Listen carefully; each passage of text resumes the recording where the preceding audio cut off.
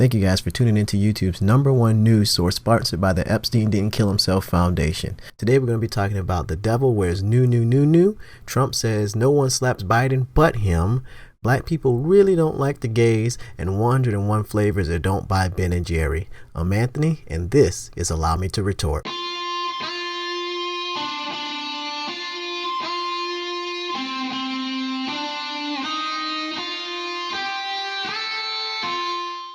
Thank you guys for tuning into another video today. I've got a few stories for you. Remember to leave a comment or like the video and subscribe if you haven't already done that down below. Let's just hop into the first story. Last year, Céline Dion launched a fashion line called CELINUNUNU in partnership with Nunu World, which is a clothing line for children that's all about gender neutrality. This Nunu crap, which from now on I'll just refer to as Nunu to save time and sound less like a retard, features some very odd imagery and themes which is targeting children, and it's looking very demonic. Me looking through it myself, I thought this was very obvious and on the nose. I mean, there were Baphomet goat-headed children and kids with horns, upside down crosses, pentagrams spread throughout over 300 posts between the two pages on Instagram. And in an interview, the creators even said they want to start a new order in the world, or a new world order.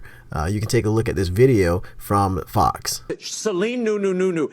And this is the website. It says, to liberate children from the traditional roles of boy and girl. It's to amplify the discussion about a humanistic education. There are skulls in the collection. Why you would put babies in skulls, I don't know. Bones. Planned Parenthood special. There's this all-seeing eye that's, a big thing with is that kind of the Antifa child? Secret groups. What was that? Bizarre. And this group, this Nununu, they have demonic designs with horn hoodies for kids. Céline Dion and the founders of this brand explained themselves in a CNN interview. Watch this.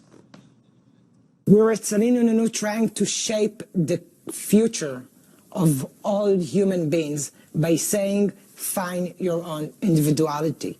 We bring a new order as a concept into the world. You know what? You don't know what they're going to become later. And you don't want for them to have psychologiquement a problem of growth and say, I'm supposed to be like that, I'm supposed to say that, I'm supposed to dress like this because I'm a guy, I'm a boy, I'm supposed to do. No, you don't know. So I think it's just kind of sick. And the guys at Fox are making light of the whole entire thing, but I think we should take this a little bit more seriously.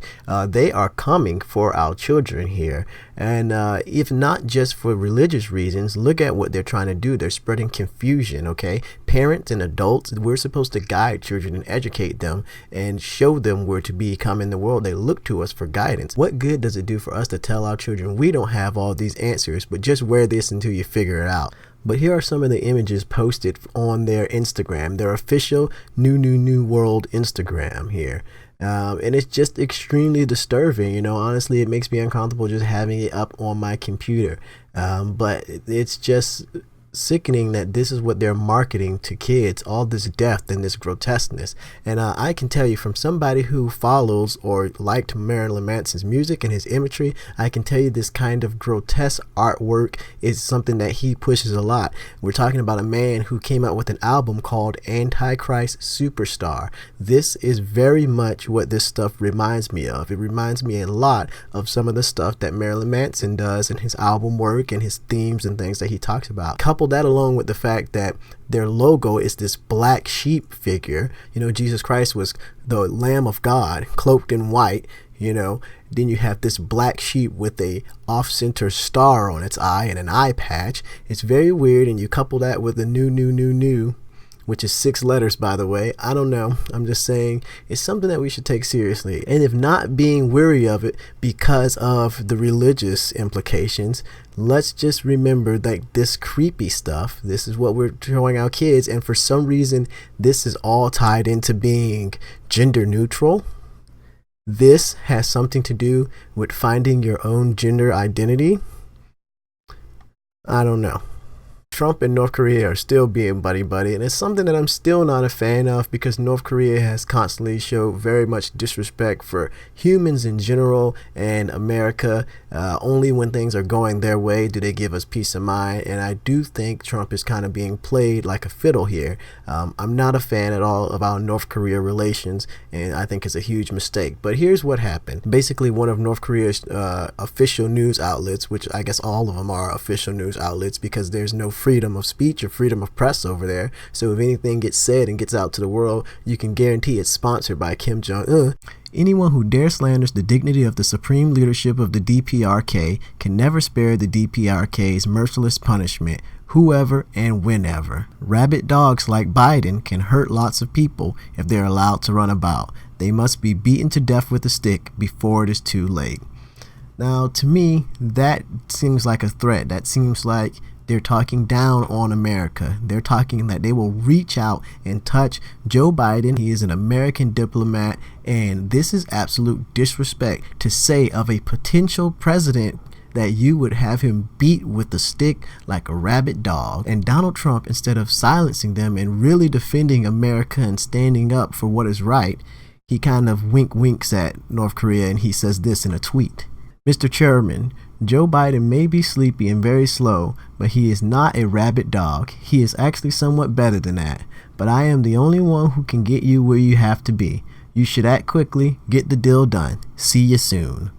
I understand Trump is a diplomat, and I understand that he has to walk these waters lightly in order to get deals done and, to try to keep us out of war. But I really think North Korea is never going to change. This is a threat. This is the same North Korea that had Obama and Sony and all these big companies afraid to play a movie in movie theaters. It had to get released straight to Netflix because North Korea threatened that there would be retaliation if this movie was released in movie theaters. And what did we do? Out of fear, we did not release it into movie theaters. And now here they are again, flexing their tiny little muscles and telling us that they will reach out and touch people. This is a threat. People will get hurt because of the way that Joe Biden is talking. Who do you think they're talking about hurting? They're either talking about hurting us or they're talking about hurting their own people. This is a threat, and for Donald Trump to sweep it under the rug and instead focus on making deals instead of perpetrating justice, and to me it just goes to show more of how he is a businessman, putting the country's business interests over the country's moral interests in this case, and I'm not really a fan of what's happening here. Pete Buttigieg is surging in the polls, but he's missing something, and it's more than 679 nanograms per deciliter of testosterone. No. It's the black vote. That's right. Black people seem to have a problem with full-time cave diver Pete Buttigieg, but the New York Times wants you to be sure that it's got nothing to do with him being very openly gay. They write here, stop blaming black homophobia for Pete Buttigieg problems. Let's put an end to this racist trope. I disagree. I don't think this is a racist trope. As a black person who did listen to hip hop, which is our music, I can tell you blacks in general don't like homos. In fact, in high school, we said things like no homo to make sure people knew we weren't homos before we could even compliment another man. Nice shoes, bruh. No homo. I like that shirt, bruh. No homo. DJ, Claudia, she's here to see if your Sony Records material. What's up, beautiful? You guys work that track while I work this mic. La la la, no homo. Okay, why does he keep doing that? Is that his thing? He's like a gay hip-hop artist? It was no homo. That means whatever he said doesn't count as being gay. Whose taint do I gotta tickle to get a track up in here? No homo. Let's do this. And if something is lame or dumb, we say that's gay. And rappers drop the F word like it's going out of style. Here's some rap history that you never asked for, but you're gonna get anyway. In 1978, the Sugar Hill Gang called Superman a fairy for wearing tights. In 1986, the Beastie Boys, Licensed to Ill, was almost named Don't Be a They did that because they wanted to catch people's attention. But I assure you, they also thought it wasn't very good to be a Popular rapper DMX writes in one of his songs, Where the Hood At? I show no love to homo thugs. Empty out, reload it, and throw more slugs. How are you gonna explain effing a man? Even if we squash the beef, I ain't touching your hand. Sounds like he has a problem with homosexuals. All that's to say, this isn't some racist trope like the NYT tries to play it up.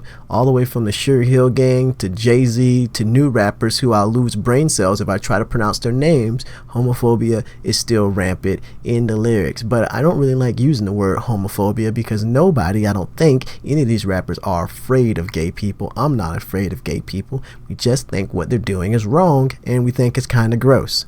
There's nothing phobia about that. And I like to mention that this guy who wrote this article is a gay black man, so he probably has some skin in the game. So if black people don't turn up and vote for Pete Buttigieg, it's okay because I'm sure he does well with polls in other places. Anyway, Ben & Jerry's is one of the largest constant virtue signaling companies out there. I get tired of covering them in their news because they're just so pompous and they're so high and mighty and they act like they're perfect and they're doing everything for the world, extremely liberal social justice warriors.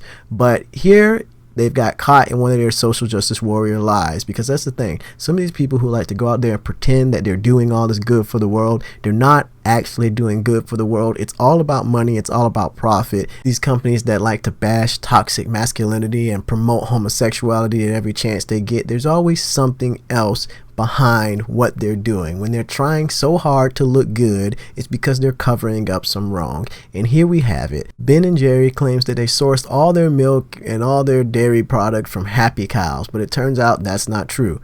Only a minority percentage of the milk and cream in the products is actually sourced from these happy cows on caring dairy farms. The remaining milk and cream originates from factory mass production farms, which is just what you would expect from a company as big as Ben & Jerry.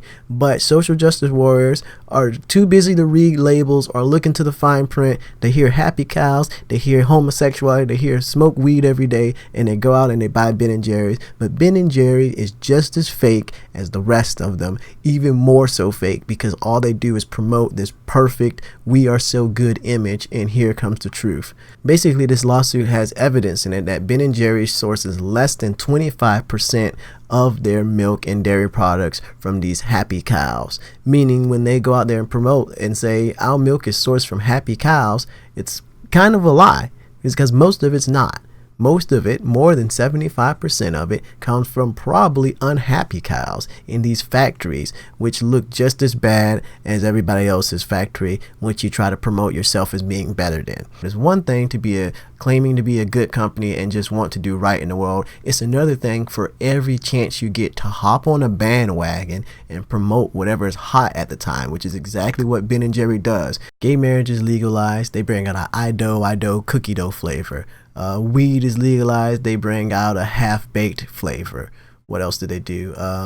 Trump gets elected. They bring out pecan resist. You know, it's just they're following trends. This company wants to make money. But now, Ben & Jerry's has some ethically sourced egg on their face.